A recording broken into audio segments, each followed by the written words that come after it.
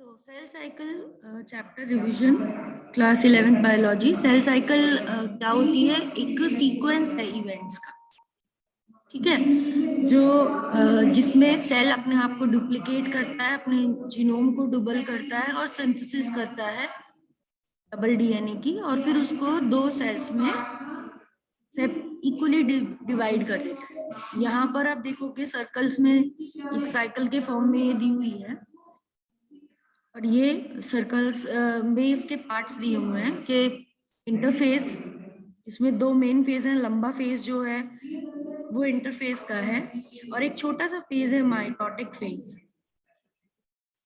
Then इसके बाद interface जो है वो फर्दर बाहर के सर्कल में आप देखोगे तो डिवाइडेड है G1 फेज में, S फेज में और G2 फेज में, ठीक है। तब जाके माइटोसिस फेज आता है। तो G1, S और G2 फेज किसके एग्जांपल्स हैं? इंटरफेस के एग्जांपल्स हैं। तो सेल अपने दो फेजेस में रहता है सेल साइकिल के दौरान, एक मेन इंटरफेज में और एक माइटोसिस फेज में। इंटरफेज में 3 सब स्टेजेस होती हैं, G1, S और G2। सेल अगर इक्वल रखता है अपने क्रोमोसोम्स को तो माइटोसिस से डिवाइड करता है, और अगर वो गैमेट का सेल है, गैमेट फॉर्मिंग सेल है, तो हाफ करता है अपने क्रोमोसोम नंबर का, मियोसिस करता है, ठीक है। फेजेस सेल साइकिल के दो में डिवाइडेड है, इंटरफेज और एम फेज। ये फ्लो चार्ट से भी पता चल रहा है। Large dividing, large non dividing growth. Then इसके बाद शॉर्ट डिवाइडिंग फेज है, इसमें कैरियोकाइनेसिस एंड साइटोकाइनेसिस। इसके दो सब डिवीजन हो गए एम फेज के। कैरियोकाइनेसिस मतलब न्यूक्लियर डिवीजन, एंड साइटोकाइनेसिस मतलब सेल साइटोप्लाज्म का division. Stages in the interphase of a cell. Cell pauses in G1 phase, withdrawal from the cell cycle before the DNA replication, and also a resting state called G0 phase. G0 phase भी बोला जाता है। G0 phase कोई भी cell है ऐसा, एक कुछ सेल्स होते हैं, जैसे नर्व सेल की बात की जाती है, तो G1 फेज से वो एक ऐसे फेज में चले जाते हैं जो स्लीपिंग फेज होता है, वो वहां जाकर सो जाते हैं, जिसे बोलते हैं क्विसेंट स्टेज या इनएक्टिव फेज। इसमें सेल जिंदा रहता है बट मेटाबॉलिकली भी एक्टिव रहता है, बट वो डिवाइड नहीं करता। It is just taking the nutrients and अपने आप को ग्रोइंग स्टेट में रखता है, बट जिंदा भी रहता है, but it is not dividing. तो G0 बोलते हैं उसको, ग्रोथ जीरो। तो जो सेल्स G0 में गए होते हैं वो कभी भी M फेज में नहीं जा पाते, पर उनमें से अगर कोई सेल ऐसे डिसाइड करते हैं कि वो G1 में आए हैं, तो अगर वो G1 में आएंगे तो सीक्वेंस ऑफ स्टेप है, G1 के बाद S फेज होगा, S फेज के बाद G2 फेज होगा। It is a sequence of steps, ठीक है। Then stages of interphase of a cell. G0 में cell pause and in the G1 phase or withdrawal from the cell cycle before the DNA replication, and it is also a resting state called G0 phase. तो cell अगर G1 से G0 में चला जाता है तो resting stage में या क्विसेंट और मेटाबॉलिकली एक्टिव तो रहता है, बट डिफरेंशिएट नहीं करता, डिवाइड नहीं करता, ना ही अपना डीएनए डबल करता, वैसे ही रहता है G0 में वो। एंड सेल में रिज्यूम ग्रोथ, और किसी भी स्टेप में किसी भी स्टिमुलस की वजह से हो सकता है कि वो G0 से G1 में आ जाए जब भी रिक्वायर्ड हो। और अगर वो G1 में आता है तो अब वो अपना ऐसे इंजाइम्स बनाएगा, अपने अपने साइटोप्लाज्म में कुछ ऐसे फैक्टर्स बनाएगा कि जो उसका जो डीएनए है वो क्या हो सके, डबल हो सके, उसके लिए प्रिपेयर कर लेगा अपने आप को। तो नेक्स्ट जब उसका इतनी मैच्योरिटी हो जाएगी तो वो एस में एंटर कर जाए, it will enter in the next phase called as S phase, ठीक है। तो यहाँ पर ये बात कही गई है। और लास्ट पॉइंट में बताया है कि at any given time most of the cell in an animals body are in G0 phase, midway enter into differentiation phase, and then they grow in a size and adopt specific shape and function. तो G0 phase में जो sales होते हैं ज्यादातर रहते हैं G0 में काफी टाइम तक, और फिर उसके बीच में कोई ऐसे स्टिमुलस उन्हें मिले कि वो किसमें अपने आप को तैयार करके ग्रो करके ग्रोथ करके, यानी G1 की बात कर रहे हैं, ये G1 में आ जाते हैं, और फिर नेक्स्ट स्टेप है कि वो S में चले जाएंगे they will go in the S. अब इस फेज को एस इसलिए बोला जाता है क्योंकि यहाँ पर डीएनए सिंथेसिस होता है, क्रोमोसोम रेप्लिकेशन होता है। Each chromosome replicate to produce 2 sister chromatids. तो क्रोमोसोम में अभी तो सिंगल वो रहता है डीएनए का, सिंगल क्रोमेटिड्स होते हैं डीएनए के कॉइलिंग से बने हैं, जो सुपर कॉइलिंग से।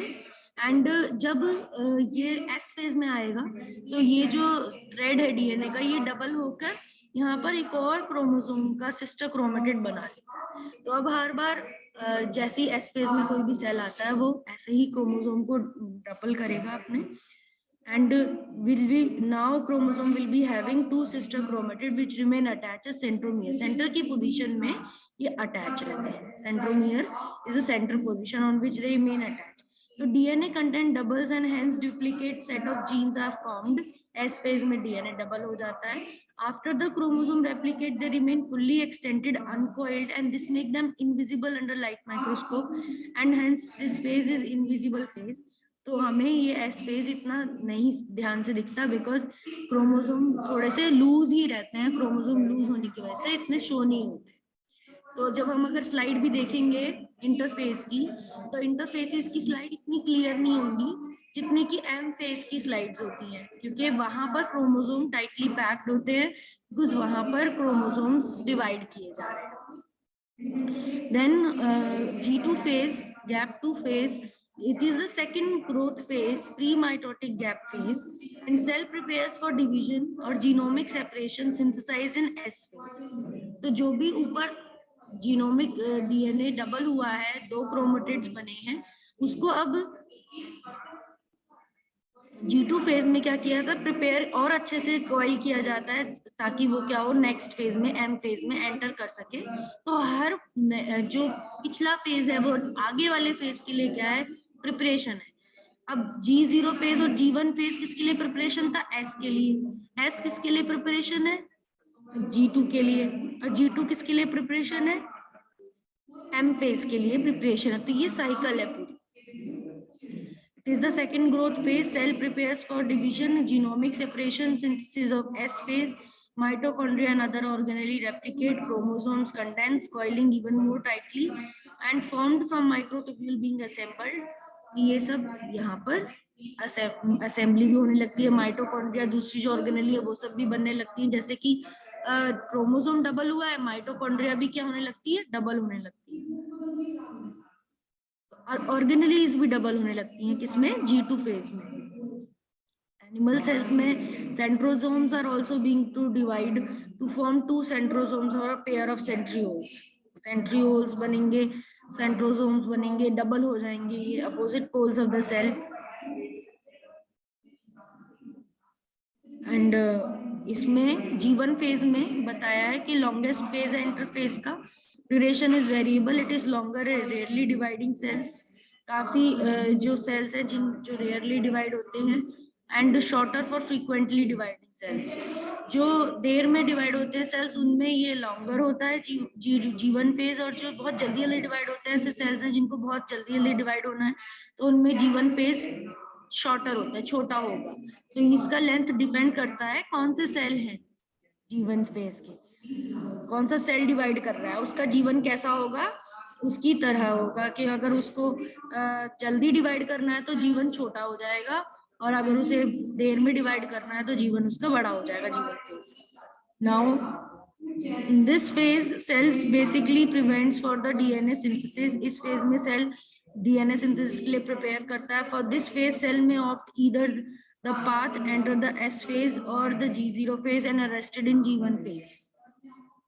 ठीक है, इस फेज में कोई भी रास्ता सेल अपना सकता है। Regulation of cell cycle, cell cycle की रेगुलेशन यहाँ पर थोड़ा सा डिटेल्ड चीज है, तो ये हमारे एनसीईआरटी से रिलेटेड नहीं है, इस वजह से हम इसे आगे कर जाएंगे, थोड़ा एक्स्ट्रा नॉलेज इसमें दी हुई है। माइटोसिस पे हम आ जाएंगे। Mitosis is or the mitotic cell division is meant for multiplication of cell development to complete the organism for the zygote is by means of mitotic cell division। ऐसे sales जो या तो एसेक्सुअल रिप्रोडक्शन से grow हो रहे हैं, budding से, fragmentation से, ठीक है। लोअर ऑर्गेनिज्म वाले सेल, उनको वो माइटोसिस करते हैं, क्योंकि वेजिटेटिव प्रोपोगेशन या फिर सोमैटिक सेल्स जो उनके बॉडी सेल्स, वो अपना डीएनए डबल करते हैं और अपने डॉटर सेल्स में उस डीएनए को भेजते हैं, तो इसको माइटोसिस कहते हैं। इसमें जो पेरेंट का क्रोमोसोम नंबर होता है और जो डॉटर सेल्स का क्रोमोसोम नंबर होता है बराबर होता है। तो डिफरेंस बिटवीन इंपॉर्टेंट है इस चैप्टर की, माइटोसिस मियोसिस के difference between this process. One parent divide into two daughter cells, but the chromosome number remain the same as in the parent cell, and the daughter cell exactly resembles with the parent cell both quantitatively and qualitatively. ये बात हम कह रहे हैं कि daughter cells क्या है और पेरेंट सेल्स बिल्कुल सेम है एक दूसरे के। W. Fleming gave the term mitosis. E. Strasburger, Boveri and Fleming, ये सब क्या है, ये इन्होंने सबसे पहले माइटोसिस का, डब्ल्यू फ्लेमिंग ने सबसे पहले माइटोसिस यानी थ्रेड स्टेट को डिफाइन किया, माइटोसिस का नाम दिया। माइटोसिस फर्स्ट ऑब्जर्व किसने करी, ई स्ट्रैसबर्गर ने करी, किसमें, एनिमल्स में, एंड बोवरी और फ्लेमिंग ने करी, and in animals Boveri and Fleming, and E Strasburger by plants, plants में स्ट्रैसबर्गर ने करी माइटोसिस सबसे पहले प्लांट सेल्स में देखी, और एनिमल्स में बोवरी और फ्लेमिंग ने देखी। नाउ डिफरेंस बिटवीन क्या है, साइटोकाइनेसिस, ये इंपॉर्टेंट है, कैसे साइटोकाइनेसिस एनिमल्स और प्लांट की अलग अलग होती है, ठीक है।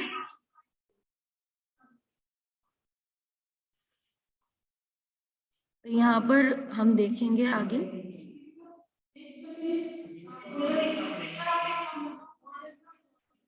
It usually occur by cell plate method, cell wall की एक सेल प्लेट बनती है, उससे प्लांट के जैसे कि डिवाइड हो गया, प्लांट के क्रोमोसोम्स डिवाइड हो गए, तो यहाँ पर प्लांट का जो सेल होगा, मान लो प्लांट के क्रोमोसोम्स डिवाइड हो गए, इसका जो सेल वॉल, सेल कैसे डिवाइड होगा, ये इसका न्यूक्लियस है, साइटोप्लाज्म है भी साइड में, तो ये कैसे डिवाइड होगा, सेंटर से एक सेल वॉल बनती हुई जाएगी, वो किनारों पे से इस पूरे सेल को यहाँ से, और दूसरे सेल की भी ऐसे ही एक दीवार से बनती आएगी, यहाँ पे ऐसे करके डिवाइड करेगी, फिर यहाँ पर ये ब्रेक हो जाएंगे दोनों सेल्स और एक सेल से दो सेल्स बन जाएंगे, सेल, इसे बोलते हैं सेल प्लेट फॉर्मेशन। जबकि एनिमल सेल में क्या होगा, एनिमल सेल में क्लीवेज से होगा, यानी कि एनिमल सेल सिंगल है और ये ऐसे करके अपने आप को एक बहुत ही ज्यादा फरो सा बनाएगा, और इसका न्यूक्लियस इधर रहेगा, इसका न्यूक्लियस और साइटोप्लाज्म इधर रहेगा, और ये दोनों आकर आपस में जुड़कर इसको कट ऑफ कर देंगे एंड दो सेल्स बन जाएंगे, तो इसको बोलते हैं फरो फॉर्मेशन। बुक में दिया हुआ है कि एनिमल सेल्स कैसे डिवाइड होते हैं, फरो फॉर्मेशन से, इसको बोलते हैं cell plate formation, cell plate method. Here, now the spindle usually consists of during the cytokinesis. Spindle cytokinesis के दौरान रहते हैं, persist करते हैं, disintegrate नहीं करते, इधर degenerate कर जाते हैं after the cytokinesis, spindle disintegrate. Central part of spiral arrows in the and form in the interdiffused complex called the phragmoplast. Mid body of dense fibrous and vesicular material is formed in the middle, and vesicles derived from the Golgi apparatus reach the equator phragmoplast, and even in the absence in the animal cytokinesis, cell plate grows centrally and the cleavage progresses centripetally. तो ये कुछ थोड़े से difference है उनके shape में, उनके arrangements में, कैसे उनकी माइटोसिस हो रही है। सिग्निफिकेंस ऑफ माइटोसिस, क्या यूज है माइटोसिस का, एक तो माइटोसिस क्या करती है,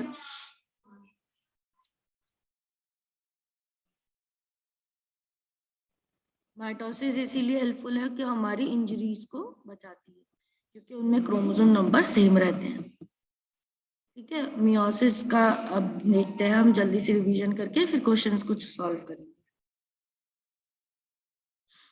यहाँ पर मियोसिस और माइटोसिस का टेबल भी दिया होगा लास्ट में, बट यहाँ पर माइटोसिस के पहले स्टेप्स देख लें एक एक। Stages in mitosis, you can see interface, then mitosis का prophase, these are the steps. यहाँ पर डायग्राम्स हैं और यहाँ पर उसका एक्सप्लेनेशन है। प्रोफेज फर्स्ट स्टेज है, which is having S and G2 phases of interphase. Viscosity of cytoplasm बढ़ रही है, chromatin fibers shorter हो रहे हैं, thicker हो रहे हैं due to coiling and folding and get condensed into distinct thread-like chromosomes in the late prophase. Each chromosome consists of two coiled sister chromatids joined by a centromere, and their ends either visible in early prophase and bell of wool. यानी कि यहाँ पर ये जो chromosomes हैं ये entangled रहेंगे loose thread की तरह, जैसे कि उनका धागा नहीं होता इसलिए बोला है थ्रेड ऑफ वूल, कि उसकी तरह यहाँ पर रहेंगे प्रोफेज में। तो they are not formed in the chromosome के फॉर्म में यहाँ नहीं मिलते, प्रोफेज में, इंटरफेज में, प्रोफेज में, ठीक है। तो ये इसी फॉर्म में मिलते हैं, लूज थ्रेड्स के फॉर्म में। तो जब तुम देख रहे हो सेल के, अगर तुमने स्लाइड को लगाकर माइक्रोस्कोप पे देखा, किसी स्लाइड के न्यूक्लियस में ऐसे करके वूल ऑफ थ्रेड धीरे धीरे अब क्या होने लग गए, क्रोमोसोम के फॉर्म में चेंज होने लग गए, क्रोमोसोम के फॉर्म में कॉइल होने लग जाएं, तो तुम कहोगे कि माइटोसिस की प्रोफेज स्टेज में आ गया है, ठीक है। तो they start to form the thick threads in the late prophase. Late prophase में आते आते क्रोमेटिन फाइबर क्या होगा, छोटा हो जाएगा, मोटा हो जाएगा, थिकर हो जाएगा कॉइलिंग की वजह से, और फोल्ड होकर क्रोमोसोम्स बना लेगा। क्या बना लेगा? Chromosomes. Each chromosome consists of two coiled sister chromatids joined by a centromere. अब ये क्रोमोसोम की ऐसी शेप दिखेगी तुम्हें, दो सिस्टर क्रोमेटिड्स होंगी और बीच में से ये कनेक्टेड है सेंट्रोमियर से। तो ऐसा ही इस वाली पिक्चर में आप देख पा रहे हो।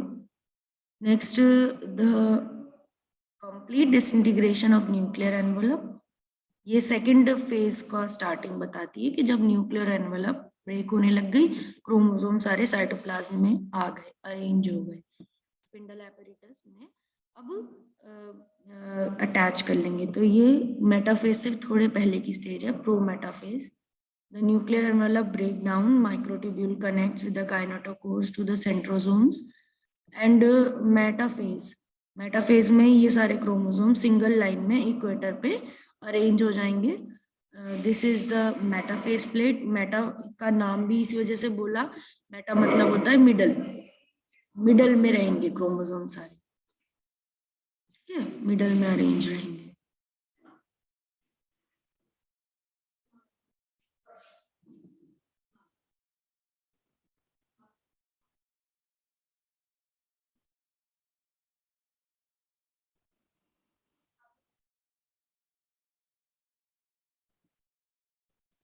यहाँ पर मेटाफेज प्लेट हो गया, एनाफेज प्लेट हो गया। एनाफेज मेटाफेज के बाद आ जाता है। इसमें ये ब्रेक भी हो गए बीच में से और ये दूर जाने लग गए, पोल्स तक जाने लग गए। तो ऐसी फेज जिसमें ब्रेक होके क्रोमोसोम, डिफरेंट क्रोमोसोम अलग अलग पोल पे जा रहे हैं, उसी फेज को क्या बोलेंगे? एनाफेज का, ठीक है। You can see it is anaphase that the chromosome started moving. The sister chromatids separate and new chromosomes derived from one chromatid move toward the pole. तो अगर क्या करो, एग्जाम में आ जाए आपको समझाने के लिए, एक्सप्लेन करने के लिए, तो डायग्राम बनाकर अगर आप इनके ये इंपॉर्टेंट पॉइंट्स भी लिख दोगे तो you will get full marks के डायग्राम भी बना हुआ है एंड देन उसकी एक्सप्लेनेशन नीचे दी हुई है कि वो डायग्राम स्टेप में उस क्रोमोसोम्स और उस सेल में क्या हो रहा है। जस्ट आपको जो इम्पोर्टेंट पॉइंट्स हैं और डायग्राम है माइटोसिस की वो लर्न करनी है, ताकि इसका थ्योरी का क्वेश्चन लेबल के साथ, लेबल के साथ जैसे थ्योरी का क्वेश्चन आएगा वो।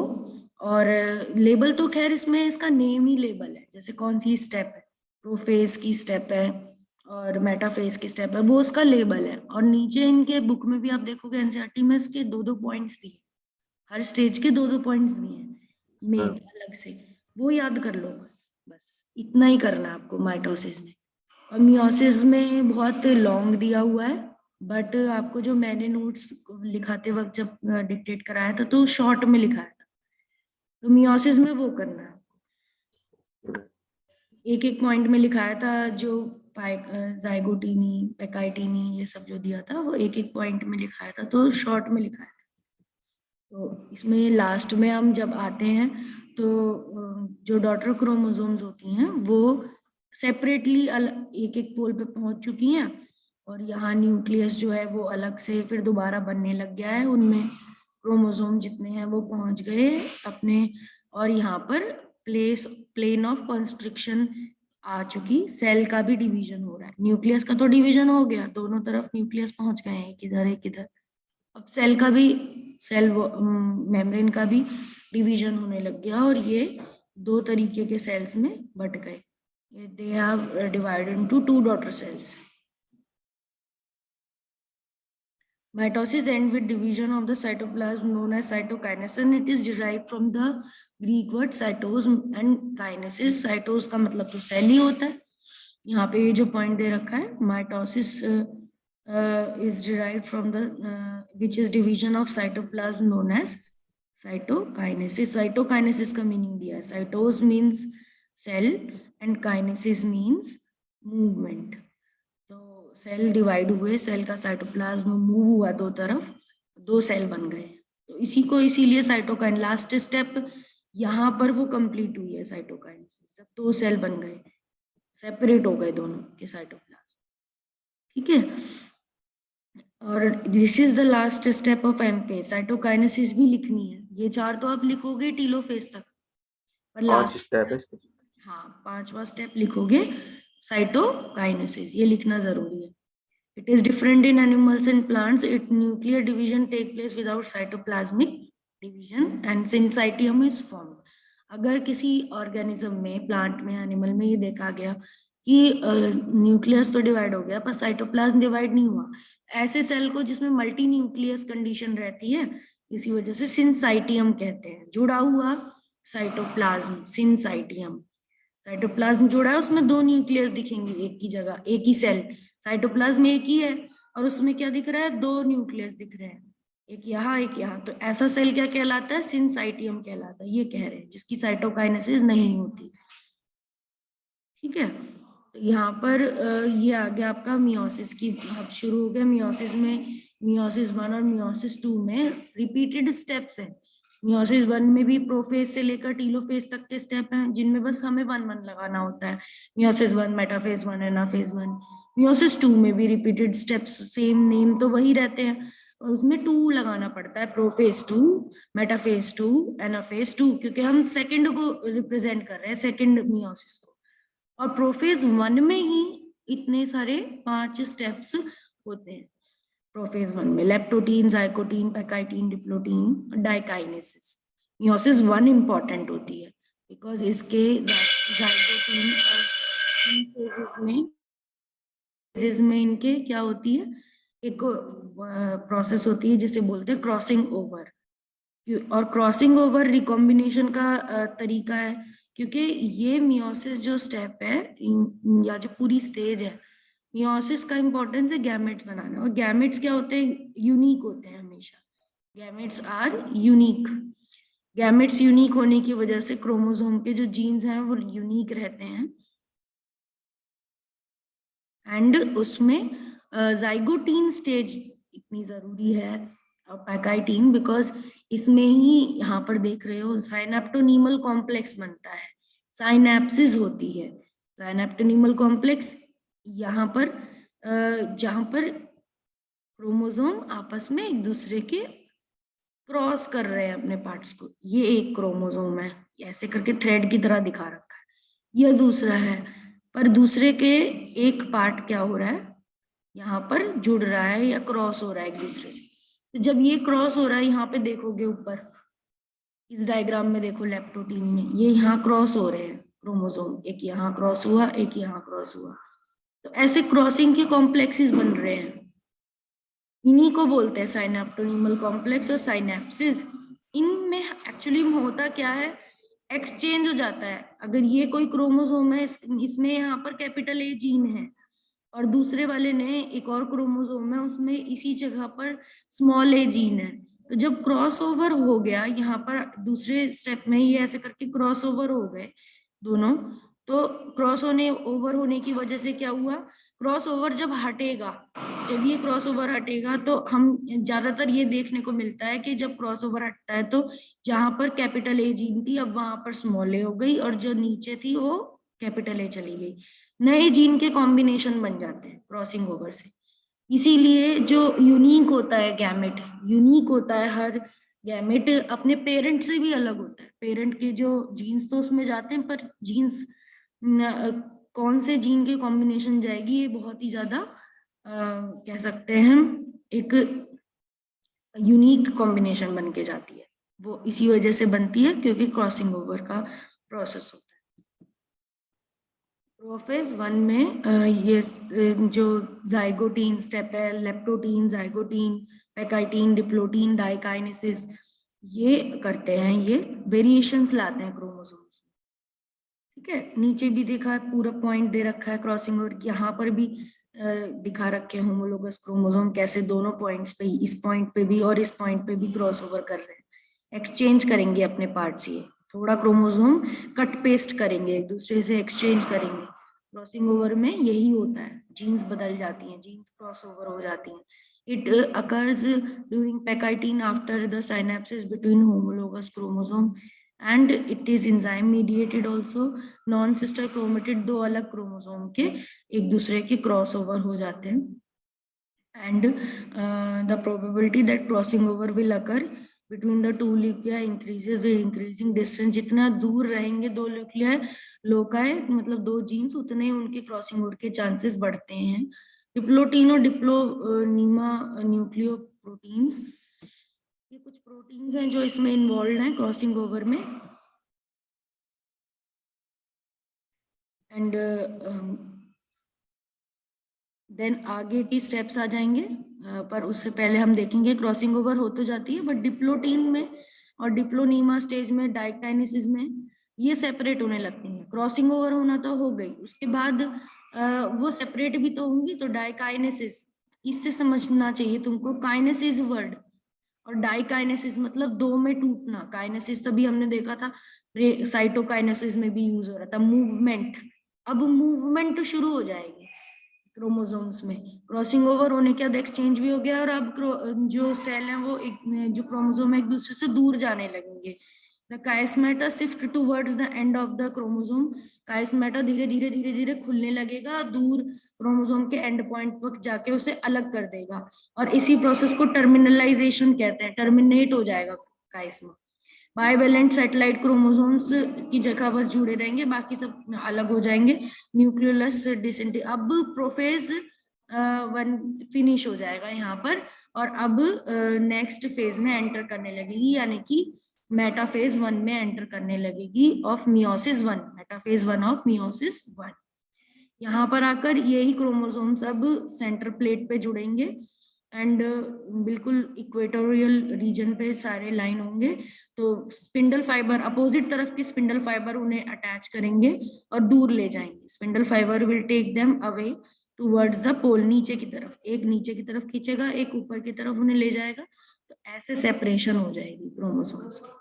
होमोलोगस क्रोमोसोम्स के पेयर सेपरेट हो जाएंगे यहाँ पर। तो मेटाफेज 1 के बाद क्या आएगा, एनाफेज 1। ये नेम सेम ही है जैसे माइटोसिस में होते हैं, मियोसिस में भी, बट चेंज वही क्रॉसिंग ओवर की जगह पे था। तो ये दूर जाने लगेंगे एनाफेज 1 में, रीच हो जाएंगे। टीलोफेज 1 में प्रॉपरली उधर पहुंच जाएंगे पोल्स पे, और डिवाइड भी हो जाएंगे, दे विल बी डिवाइडेड। एक सेल अभी ऐसे दो डॉटर सेल्स बना चुका होगा कि जो दोनों हैप्लॉइड होंगे, जिसमें 4 क्रोमोसोम की जगह दो दो क्रोमोसोम है। मियोसिस 1 के ही टेलोफेज 1 में और टीलोफेज 1 के दौरान ऐसे क्रोमोसोम्स हमें मिल गए थे जो कि हैप्लॉइड है। ये वाले क्रोमोसोम्स और सेल्स हैप्लॉइड होते हैं।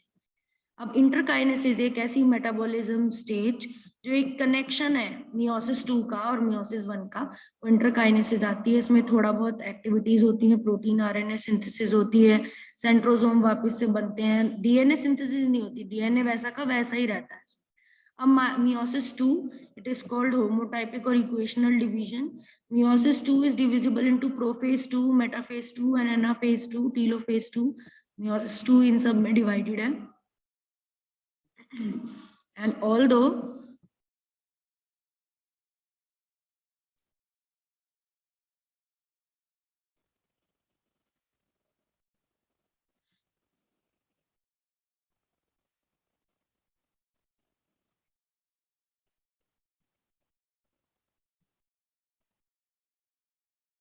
ऑल्दो यहाँ पे मियोसिस 2 में बताया है कि रिडक्शन डिवीजन है ये, एंड इक्वेशन डिवीजन से अलग इसीलिए है क्योंकि पेरेंट इक्वेशन डिवीजन यानी माइटोसिस, माइटोसिस में क्रोमोसोम नंबर सेम है, बट मियोसिस में क्रोमोसोम नंबर क्या है, आधा, हाफ है, पेरेंट से क्रोमोसोम से आधा हो जाता है। अब मियोसिस 2 के डायग्राम सबसे सिंपल है, मियोसिस 1 में ही जितना थोड़ा सा स्टेप्स हैं इस वजह से वो हो गया।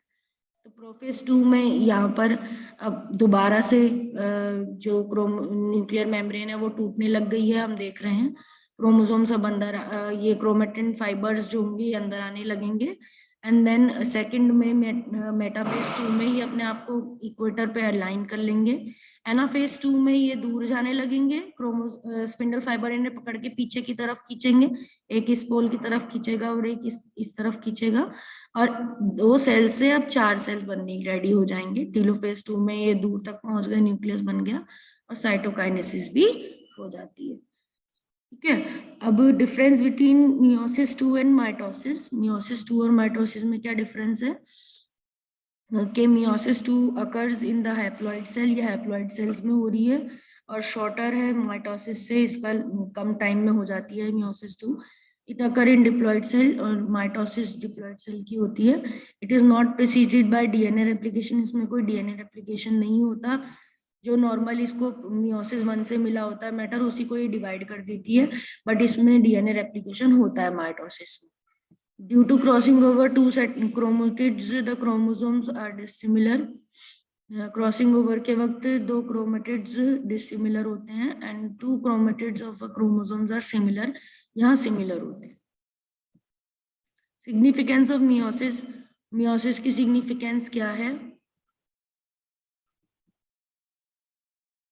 ये स्पीशीज के लिए स्पेसिफिक जो उनके गैमेट्स में नंबर होने चाहिए उतने क्रोमोसोम के नंबर रखती है, स्पीशीज स्पेसिफिक है, एंड हर क्रोमोसोम के फिक्स्ड हैप्लॉइड क्रोमोसोम नंबर हैं, जैसे हमारे कितने होते हैं 23 होते हैं स्पर्म में और एग में भी, तो हाफ नंबर ऑफ क्रोमोसोम होते हैं, ये फिक्स होता है। ठीक है, तो उसको करा किसने, कौन से डिवीजन ने बनाया ऐसे सेल्स जिसके क्रोमोसोम नंबर हाफ हो, मियोसिस से बनते हैं। इन meiosis pattern and maternal chromosome assort independently, इसमें मदर और फादर के जो क्रोमोसोम होते हैं किसी भी ऑर्गेनिज्म के, वो अपने नए कॉम्बिनेशन या यूनिक, जो मैंने बताया था क्रॉसिंग ओवर करके यूनिक कॉम्बिनेशन बनाते हैं। Crossing over result in the new combination than the parent ones, previous ones, and variations यहीं से होती हैं। साइटोकाइनेसिस सक्सेसिव टाइप की है, एक के बाद एक साइटोकाइनेसिस है मियोसिस में, मियोसिस 1 में भी एक साइटोकाइनेसिस है, मियोसिस 2 में भी है। अब प्रैक्टिस टाइम है, इसमें से देखो आपको कितने क्वेश्चंस आ सकते हैं।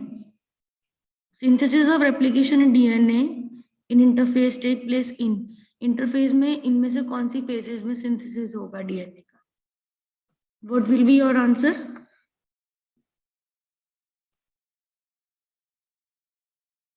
What will be your answer?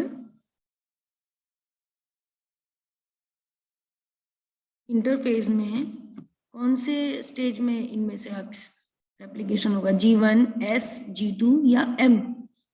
किस फेज में डीएनए डिवाइड होता है, अपने आप को डबल करता है? इंटरफेज की फेज थी ना, सेल साइकिल की 2 फेजेस मेनली, इंटरफेज जो ज्यादा टाइम के लिए रहता है, एम फेज तो बस थोड़ी देर के लिए आता है, ज्यादातर फेज तो किसमें बटा हुआ है, G1 फेज, फिर एक छोटा सा आता है S फेज, फिर आता है G2। तो इनमें से पूछ रहा है ये G1, S और G2 में से किसमें डीएनए रेप्लिकेशन होगा। S फेज का याद रखो, S फेज में ही होगा, बिकॉज S का नाम ही सिंथेसिस है, सिंथेसिस फेज। जब इनके नाम तुम याद करोगे तो तुम्हें पता चलेगा इनके नाम इंपॉर्टेंट है। G1 ग्रोथ 1 है, S सिंथेसिस है, G2 ग्रोथ 2 फेज है, फिर M माइटोसिस फेज है। इन सबके नेम्स, इनके लेटर्स इनके नेम से रिलेटेड है, तो एस फेज में करता है रेप्लिकेशन। क्लियर हुआ? Next, in a somatic cell type DNA content in G1 phase is the double the amount of DNA content the original cell DNA replication take place in the S phase. A short interphase is followed by a long mitotic phase. G2 phase follows into mitochondria. तो क्या होगा इसका answer somatic cell में? तो आप ये जो आपके पास सैंपल पेपर है, आपको चैप्टर पूरा रिवाइज करा दिया है, इस सैंपल पेपर से इसको कोशिश करो उसको सॉल्व करने की। पर ये तभी आप कर पाओगे जब आप इसको अच्छे से खुद से भी प्रिपेयर करोगे, लर्न करोगे। ठीक है, सो इसको लर्न करो इस चैप्टर को। कल हम इसके क्वेश्चन आंसर्स डिस्कस करेंगे और आपने जो भी कोई डाउट आपको आए हो वो भी आप पूछना कल की क्लास में, और तब जब प्रिपेयर होगे क्योंकि तभी डिस्कशन कर सकते हैं, क्योंकि you also have to be actively participating and telling me the answers. ठीक है, so with this I am ending the session here.